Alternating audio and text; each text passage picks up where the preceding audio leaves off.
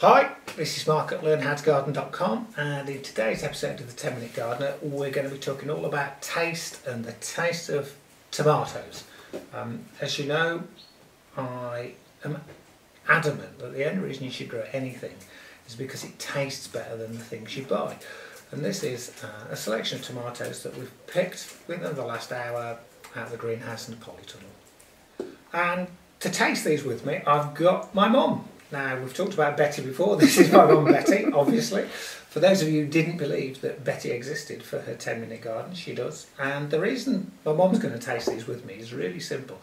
She has tomatoes on toast for breakfast at least 6 days out of 7, most of the time 7 days out of 7. So she has tomatoes, if you like, for a slightly different reason for me. She peels her tomatoes, I never do. And I think that the health benefits are fairly sort of apparent, really, you know. So what we've got in front of us is a selection of all the tomatoes that have been tagged on all the tomato videos throughout the season, and they range really in size from these tiny little golden plums called Ardour right up to these. Now this is a variety called Black Sea Man from the Black Sea area originally. So there's a massive sort of variety from the sort of tumblers, tiny little tumblers, to pure paste tomatoes. This is San Marzano, this is the classic Italian paste tomato, and everything in between. And really what we're going to do is sort of just see which we prefer. You know, at the end of the day, taste is really subjective. But as we've said from the beginning, most of the ones that you buy have actually sort of, they're in the shops because they've got thicker skins, therefore they don't split. They all ripen at the same time, these don't. They're perfectly shaped. Well, you know, only this person's mother could say it's pretty to look at, couldn't they? It really is a big old ugly beast. And when I cut it, it looks even stranger because inside it's black and green. You've got this tomato called Green Zebra. This is normally my favourite in most years, but because tomatoes are so affected by environment, some years others taste better than they did the year before, or sometimes they taste not quite as good. Now what we're going to do is taste these, if you like, in reverse order. What I mean by reverse order, I think that either these little Ardours or this Rudolph, actually that's not, that's Rosada, this one's Rudolph, this is Rosada, are the sweetest. You tend to get real intense sweetness from the small tomatoes, from the small sort of cherry tomatoes, and I think you get much more taste from the big ones. So we'll start with the big ones. Now, of all of the ones that are here, this one is called Rose de Byrne, has this beautiful, beautiful pink blush. What I'm loving about this is my mum's an ex-headmistress. She's never been this quiet in her life. And all it is that beast over there looking at it. It's tremendous, isn't it? It's great. It might not be great in a minute. So we'll just cut this. So if we can focus right in on here, you can see there's not an awful lot of sort of juice and pips in this. Now, you're going to have to taste this now, Betty. You're going to have to sort of bite the bullet and actually taste it. Yeah, here we go. First one. This is Rose de Byrne. How would you describe it? Well, it has a very intense flavour, and it's not sweet, exactly sweet. It's just got its own kind of tomato. Like a tomato taste. used to. Pardon? Like a tomato used to have. Oh, yes. Yeah. Now you see what's interesting about this is Rose de Byrne's a very old variety, and this is the one my mum has most mornings that she puts in some boiling water, skins and makes her tomato sauce with. That's right, isn't it? Yes, this is the one. yes. But what I want to show you, it cracks. It cracks terribly, and this is grown in the ground. But if you're going to skin it, that's no hardship, is it? The actual cracking doesn't affect how it tastes. And of the ones here, it's the one that cracks more than any other. But you'd forgive it that for its taste, or I would. So Rose de Byrne, a real intense tomato taste. And can I add? You can add whatever you want. We can edit you out if you say something. Well, it actually skins much easier than bought tomatoes. Bought tomatoes, yeah. Oh yes. These tomatoes all under a minute in boiling hot water and... Skin will come off. Oh, yes. And the reason for that is simple. The skin's thin. You know, tomatoes used to have thin skins. They've only been thickened by science so they don't split sitting on that shelf in your supermarket. Well, that's no good, isn't it? We don't want the skins at all. So, that's our first one. Mm-hmm. We'll get this out of the way and we'll do another. So, next one we're going to do is we'll do green zebra.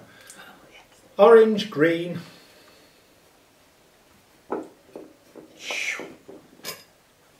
Like a chartreuse green inside. This really is green. Yep. So, yes, there we go. Tell me about this. The actual rosé wine is from Bordeaux. My mum said she had to have that to clear a palate. I'm not sure that's true.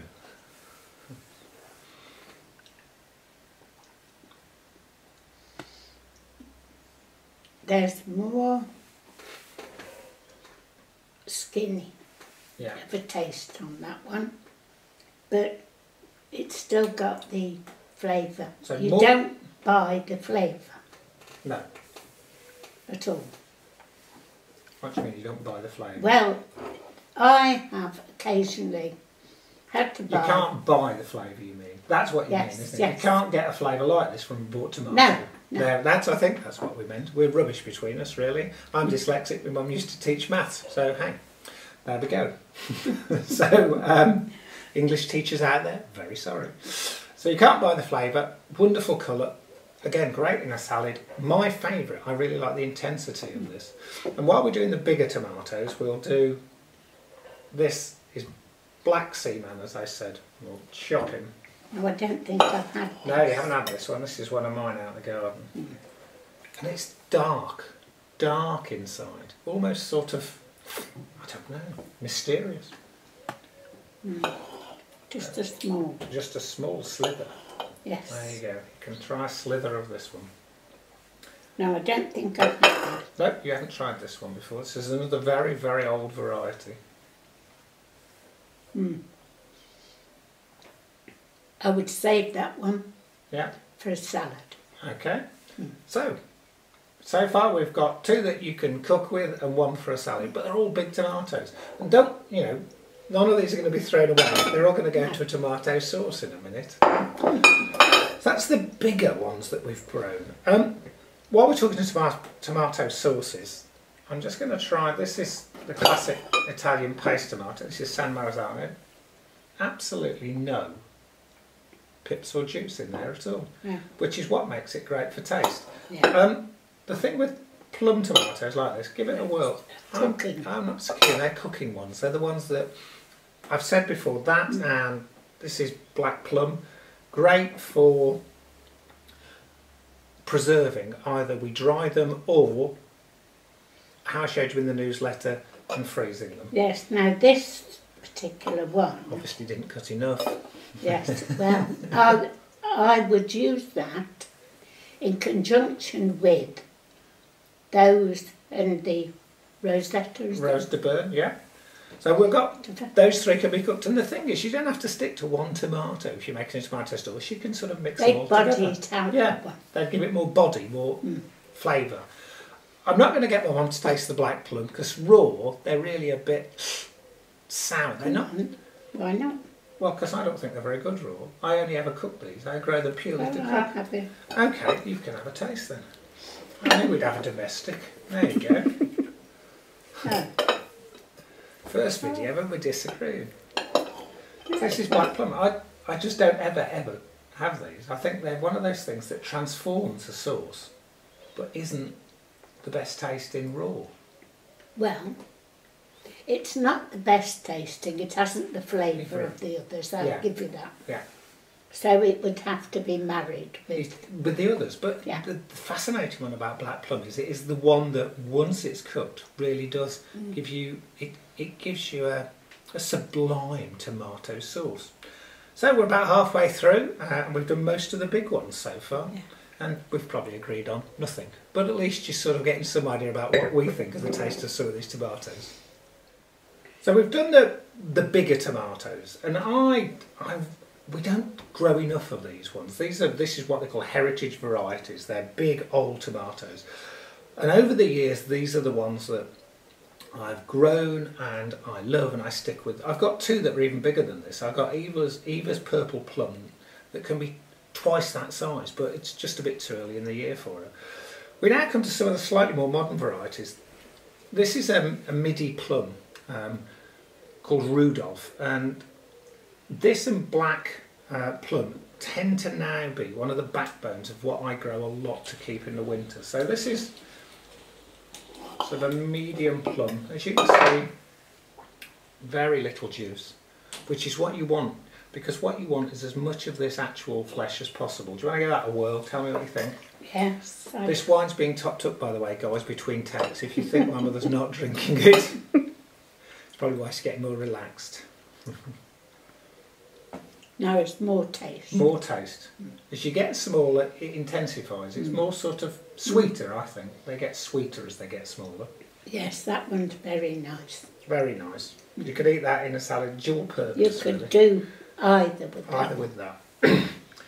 And we're now finally on the sort of three smaller ones. This little one, tiny mini plum, is called Ardour. Yes. We very rarely get these to the table. My sons tend to eat whatever of these are knocking about. Oh. These are for eating fresh though, aren't they? Yeah. Pain to cook with, just takes too much time. You can't get the liquid out of them. Don't bother with sweets. Eat these. You think that one's sweet. Now, in one of the other films, these are my mum's own tumblers out of her greenhouse. I don't grow tumblers, and there's quite an amusing little film. If you look on our website, the one that says Tumbling Toms.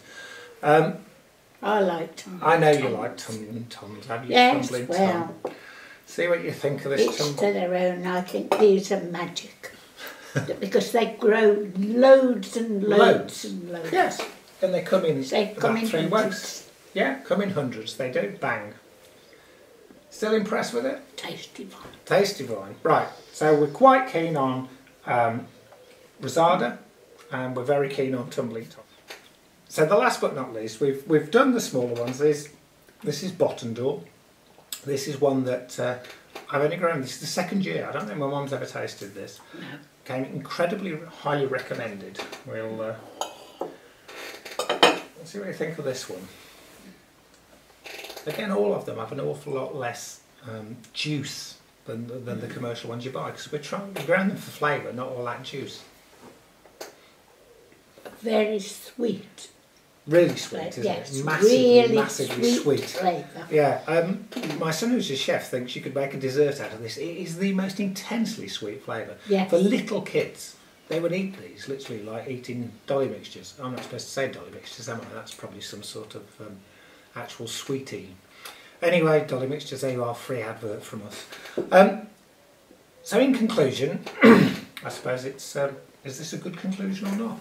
My mum likes most of them. Yes. I really do like most of them. I think the one conclusion you can draw is growing any tomatoes yourself are going to be much better than any you buy. Yes. The flavours are more intense. You can grow them to do much more specific jobs. If you pick your own, they're always going to be sweeter, because even the best ones in the supermarket have probably been hanging around for a week or so. Yes, well. They peel better if you want to peel your tomatoes. Well, I only peel for cooking. Yep, that's okay. I don't peel for anything salad. else. And like I say, they can. I think just the variety that you can grow is brilliant. There are no varieties here that I wouldn't grow again. You know, I said right at the very first of all our tomato videos, you know, don't stick to the ones that you think are really well known. You know, the money makers and that. It's pointless. There's no taste in those things. Try something new. Try something different. We've had our disasters this year. There's a couple that I was growing for the first time that one hasn't worked at all, one hasn't worked very well, but I'll grow them next year again just to see if it was me or if it was the plant.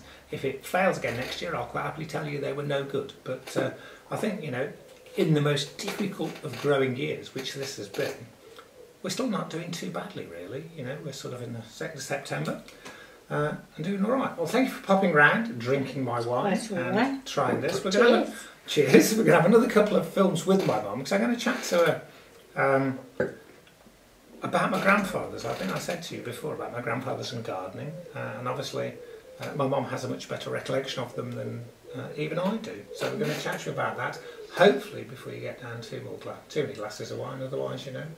Well, there you go. We might not be talking too much at all. So thanks a lot for watching. If you're not subscribed to us already, there's a link between the video. You can hop over to the website and keep you up to date with everything that's going on. And if not, thank you very much. Pleasure. Pleasure. We'll see you again soon.